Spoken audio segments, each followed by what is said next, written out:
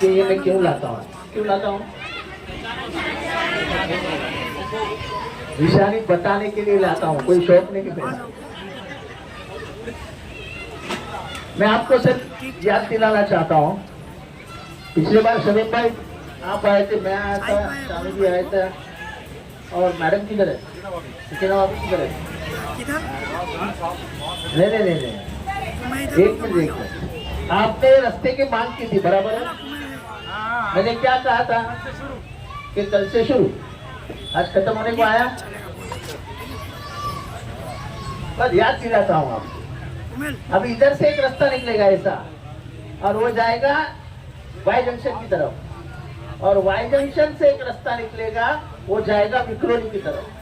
तो यहाँ के रहने वाला आदमी विक्रोली 15 से 20 मिनट में पहुंच जाएगा।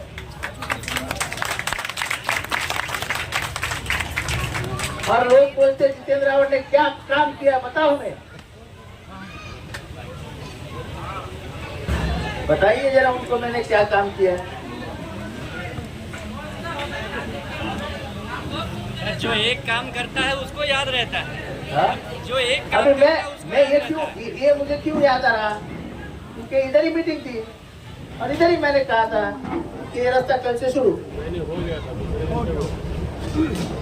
और बीच में थोड़ा सा बारिश की वजह से रुका भी था।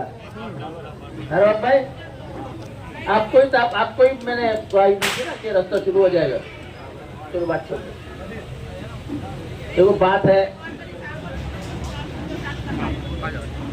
कि मैं आया हूं चुनाव का भाषण करने के लिए, मैं आया हूं चुनाव का भाषण करने के लिए। मैं हमेशा कहता हूं कि ये रास्ता बन गया, कल बिगड़ भी जाएगा, खराब हो जाएगा, इसको फिर बना भी सकते हैं। पानी कल आएगा, 2 दिन नहीं आएगा, फिर से आएगा, आने जाने का सिलसिला चालू रहेगा, लाइट आएगी, लाइट जाएगी, लेकिन इस देश का आयन, इस देश का संविधान बदल गया। उस दिन ना तुम रहोगे ना हम। जो हालात इस देश में चल रहे हैं, वो हालात आपके सबके नजरों के सामने है। जिस तरीके से महाराष्ट्र में माहौल बदला जा रहा है, खास करके चुनावों के 3 महीने पहले से मुसलमानों को जिस तरीके से डराया जा रहा है, ये महाराष्ट्र में इसके पहले कभी भी नहीं हुआ। महाराष्ट्र ने हमेशा भाईचारा रखा है। हमने, हमारे जो सबसे बड़े राजा थे शिवाजी महाराज, उन्होंने अपने हुक्मनामा में कहा था कि आपके बीच में अगर कोई मस्जिद आती है तो उस मस्जिद को हाथ भी मत लगाना। अगर आपके हाथ में कुरान लगता है तो जाके किसी अच्छी जगह पे रख दो। आजकल कुरान फाड़ा जाता है, मस्जिद की तबाही की जाती है, दरगाह तोड़े जाते हैं। हमारे नेता जो सरकार में बैठे हैं, ये कहते हैं कि हाजी मलंग को शहीद कर दो। हाजी मलंग का जो मालिक है पटवर्धन, वो कहता है कि किसी सूफी संत की यहाँ कब्र थी, है कब्र उठा के तो लिखी जाती है ना, तो उसको उसकी तबाही करके क्या, मेरे क्या, तुम्हारा मतलब क्या है? तो बात सोच की है, तो सोच इस देश को बचा सकती है, वो भाईचारे की सोच है। ये भाईचारा हम पकड़ के नहीं रखेंगे तो ये देश खत्म हो जाएगा। इस देश का इतिहास है कि हमने गंगा जमुनी की तहजीब पकड़ के रखी है। हमको बड़ा फर्क है। उत्तर प्रदेश में जाइए तो जौनपुर की भाषा अलग है, अकबरपुर की भाषा अलग है, सिद्धार्थनगर की भाषा अलग है, इलाहाबाद की भाषा अलग है, लखनऊ की भाषा अलग है, गोरखपुर की भाषा अलग है, लेकिन फिर से हम सब भारतीय हैं। ये इस देश की ताकत है, अनेकताओं में एकता, ये है इस देश की विशेषता। आप मेरी पर्दा नशीन बहनें आज इधर बैठी है, कोकन की मुस्लिम औरतें मंगलसूत्र पहनती है, लेकिन है मुसलमान। वो जो समाज व्यवस्था चलती आई है उसको तुम बदल नहीं सकते ना, और उसको बदलने का काम सरकार ने भी नहीं करना चाहिए। जब सरकार ये कहती है कि तुम हिजाब मत पहनो, नकाब मत पहनो, सरकार किसी की जिंदगी के निजी हक में नहीं जा सकती है, ये संविधान ने कहा। मैं मेरे बच्ची का उदाहरण देता हूँ। मेरी बच्ची कुछ भी पहनती, कुछ भी, और मैं अगर बोलने जाऊं, अरे बेटा ये क्या है, इंग्लिश में बात करिए, इट्स माई इंडिपेंडेंस, मेरी आज़ादी है, मुझे मत समझा नहीं है।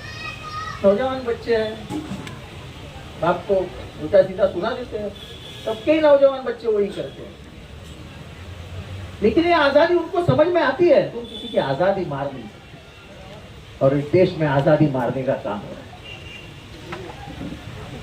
आसाम में निकाह के ऊपर बंदी लाई गई और कहा गया कि कोर्ट में जाके मैरिज करो, तो फिर निकाह के समय जब बोलने, आप जब बोलते हो कबूल कबूल कबूल, वो कहाँ बोलोगे? काजी नमाज का, काजी शादी ब्याह का जो रस्म होता है वो कहाँ करेगा? मेहर कहाँ लिखा जाएगा? क्यों पढ़ते हो इन सब चीजों में आप? अल्लाह रसूल के बारे में, अपने रसूल के बारे में जब भला बुरा कहा जाता है तो पीछे पीछे बैठे हुए चीफ मिनिस्टर कहते हैं कि इस आदमी के बाल को भी हाथ नहीं लगा देंगे। हम उसको मारने नहीं जा रहे थे, आप लोग उसको मारने नहीं जा रहे थे। उम्मीद ये थी कि मुख्यमंत्री ये सबका मुख्यमंत्री है ना, तो पूरे महाराष्ट्र का मुख्यमंत्री, तो कम से कम हमको ये उम्मीद है कि कोई गलती करे तो मुख्यमंत्री का धर्म है कि उसने उसको माफ नहीं करना चाहिए, जो कानूनन लिखा है उसकी सजा उसको मिलनी चाहिए। विशालगढ़ के दरगाह तोड़ा गया, नीचे आके मस्जिद तोड़ी गई, आज तक वो दरगाह तोड़ने वाले और मस्जिद तोड़ने वालों को अरेस्ट हुई नहीं। ये तो ट्रेन में जो मणियार चाचा को मारा गया, तो हमारे एक दोस्त थे,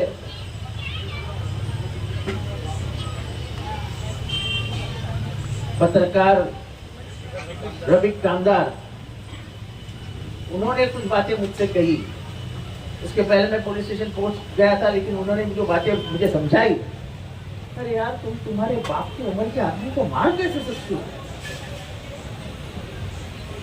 हिंदू हो या मुसलमान, बाप का सम्मान करना ये फर्ज है अपना।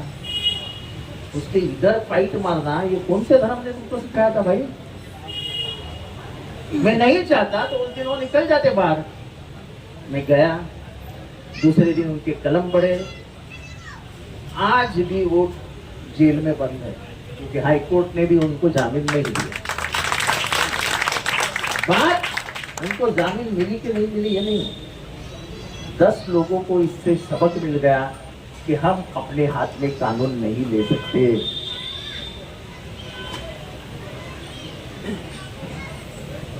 लोकसभा के चुनावों के दरमियान जो कुछ हुआ वो सिर्फ मुसलमानों ने किया नहीं, यहाँ का अमन पसंद हिंदू जो है वो खुद बीजेपी के खिलाफ चला गया है। मैं आपको सही बताता हूँ, रवाब भाई चंद्रपुर में 1% मुसलमान नहीं है, 3.5 लाख से हार गए। गढ़चिरौली में 1% मुसलमान नहीं है, 2.5 लाख से हार गए। दिंडोरी में, नासिक में 10% के उस पर मुसलमान ही नहीं है, सब हिंदू है, सब जगह पे हार। अयोध्या जैसे जगह पे जहाँ राम जन्म हुए, राम ऐसा है, हम राम भक्त हैं, मुझे शर्म नहीं आती कहते हुए कि मैं हिंदू हूँ, जन्म से हिंदू, मरूंगा हिंदू। लेकिन मेरा हिंदू धर्म क्या सिखाता है? वासुदैव कुटुंबकम। वासुदैव यानी ये पूरी मेरी दुनिया, ये मेरा घर है, अपना घर है। जो आप में है, क्या आप में क्या कहते हो उसको? रहमतुल आमीन। दोनों का मतलब तो एक है। कोई धर्म गलत नहीं सिखाता है, हम उससे गलत रास्ते निकाल लें। हिंदू मुसलमान तो राम मंदिर 6000 करोड़ रुपए का बना है और आप बिल्डिंग बनाते हैं। पहले साल में लीकेज होता है क्या? अरे बताइए ना, अरे क्या शर्मा रहे हैं?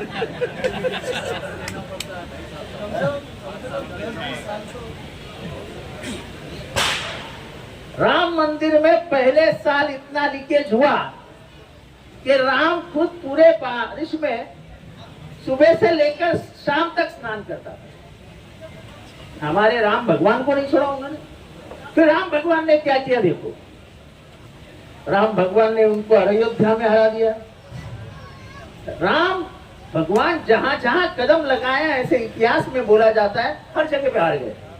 जैसे महाराष्ट्र की बात लो, रामटेक जहां से उन्होंने कसम खाई थी कि मैं सुबह सीता को वापस लेके आऊंगा, और रामटेक की सीट हार गए। नासिक जहां वो आराम करने आए थे, पंचवटी एक जंगल था, सीट हार गए। रामेश्वरम जहां से वो सिलोन गए थे, यानी श्रीलंका गए थे, सीट हार गए। राम भी उनके साथ रहने को तैयार नहीं है। वो भी थक गए हैं कि क्या मेरा बार बार इस्तेमाल करके सत्ता में आते हैं और जुल्म करते हैं।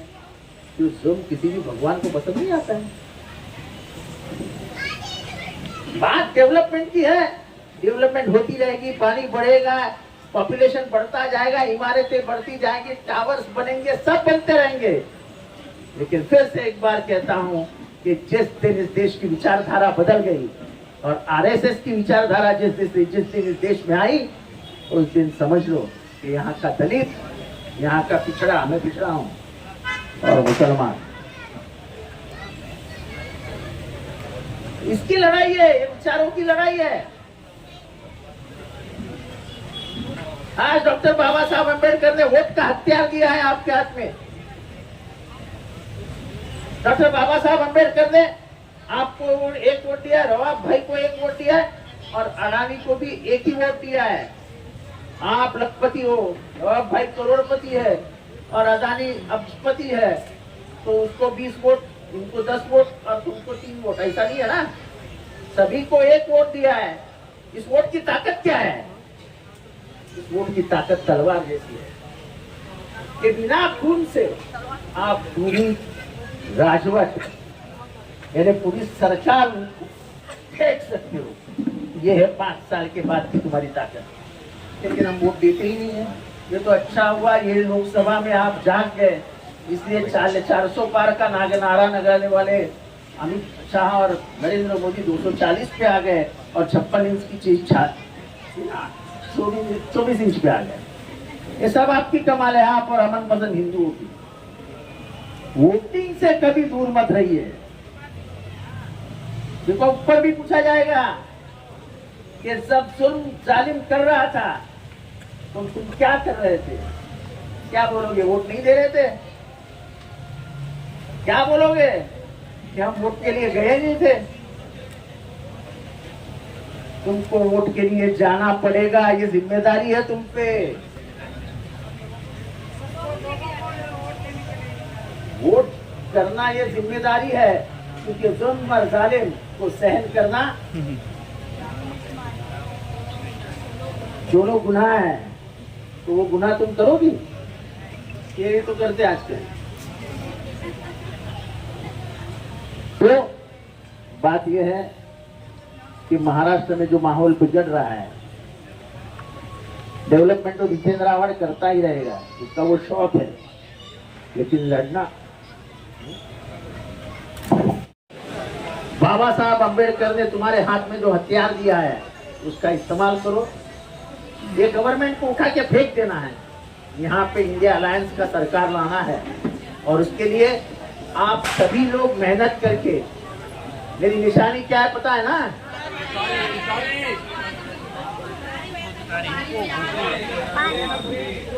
तो उसी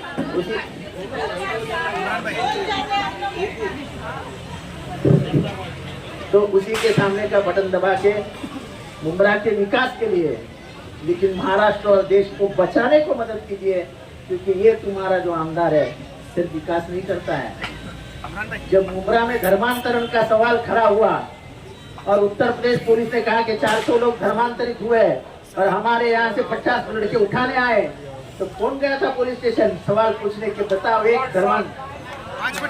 ये तो 50 लोगों को उठा के लेके जाते और रवाब जाए जैसे अमीर लोगों के पीछे लोग लग जाते, पैसा दो हमको लखनऊ जाना है। कहां से गरीब लोग पैसा लाते छुड़ाने के लिए बच्चों को?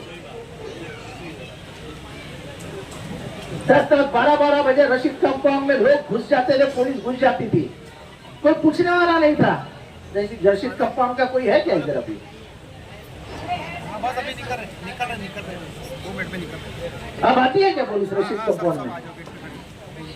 कोई नहीं आती है, क्योंकि सवाल करने वाला जब पैदा होता है तो दुनिया डरती है। मैं कोई 4 मर्डर करके आएगा उसको नहीं बचाऊंगा, बस जिसने थप्पड़ भी नहीं मारी है उसको तुम उठा के लेके जाओगे तो मैं तुमको रोकूंगा। मुझे बताओ इसको क्यों लेके जा रहे हैं? और ऐसा कई बार हुआ है कि मैंने गाड़ी हाईवे पे रोकी है कि भाई इसका कसूर क्या है बताओ। आपको मालूम है कल्याण में एक आदमी है जिसकी दूध की दुकान है, कुकनी पहले ऐसा बोलते,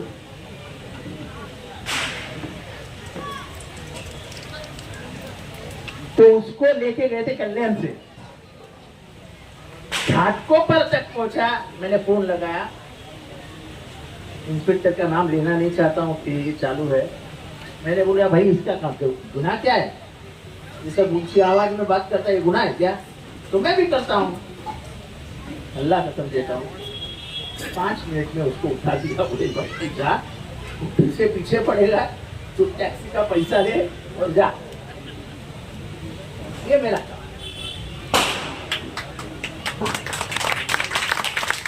यहाँ बमराज के लिए एक मर्डर के लिए यहाँ से एक लड़का उठाया था शानू के एरिया से। उसके अम्मी का फोन आया, बाद में शानू का फोन आया कि ऐसे से पुलिस आया, उठा के लेके गया। मैं घर पहुंचा तो तब तक निकल गए थे। तो मुझे उसके अम्मी ने फोन नंबर दिया, तो मैंने फोन करके कहा कि अगर आरोपी है तो रख लो, नहीं है तो गाड़ी लाके छोड़ दो। मैं उधर से चला गया, 3:30 बजे वही गाड़ी में से लाया, उसको उधर छोड़ा और अम्मी को कहा कि पहले हमारे सामने फोन लगा उसको और बोलो कि हम छोड़ के गए। ये फुकट फंसाने वाला तो जो काम इधर चल, 4 मजदूर पकड़े गए थे, आपको शायद याद भी नहीं होगा। संगारी नाम का कमिश्नर था, वो 4 कश्मीरी लोगों को अतिरेकी बना करके 16 साल जेल में रखा। ये 2 महीने 4 महीने पहले छूट गए। क्या हो गया? जिंदगी तबाह हो गई, पूछने वाला कोई नहीं था। तो बेचारे कश्मीर से आए थे यहाँ पे वॉचमैन का काम करने के लिए। हमने दिखा दिया कि ये बम ब्लास्ट के आरोपी है। ये सवाल कोई नहीं पूछेगा। सब अल्लाह वाले, सब दीन वाले, सब वोट मांगने को आने वाले कहाँ छुप जाते हैं जब धर्मांतरण का सवाल पैदा होता है? कहाँ छुप जाते हैं जब नबी का सवाल पैदा हो जाता है? कहाँ छुप जाते हैं जब मोदी और अमित शाह और वो बाबा उत्तर प्रदेश में बुलडोजर चलाते हैं? कहाँ छुप जाते हैं? लड़ने की जिम्मेदारी क्या हम पे है क्या? तुम्हारा कौम से कोई रिश्ता नहीं है? अब तो तुम आके कौम अपने वाला, अल्लाह वाला, कलमा वाला सब बोलते हो, तो मैं क्या पराया हूं क्या? मैं अगर पराया रहता तो ये सब करता? इंसान की सेवा सबसे बड़ी सेवा है। इंसानियत संभाल के रखो। अपने में से जिस दिन इंसानियत मर जाएगी, समझ जाओ कि तुम इंसान नहीं रहो, हैवान हो गए। मैंने अपने अंदर की इंसानियत संभाल के रखी है, इसलिए मैं बोलता हूँ जो ताकत से बोलता हूँ। जब अन्याय होता है तो अन्याय के खिलाफ लड़ने की मैं बड़े लोगों से ताकत रखता हूँ, क्योंकि ये चौकट मेरी साफ है। और इसीलिए जाते जाते इतना ही कहता हूँ कि 20 तारीख को क्या करोगी? शुक्रिया, खुदा हाफिज।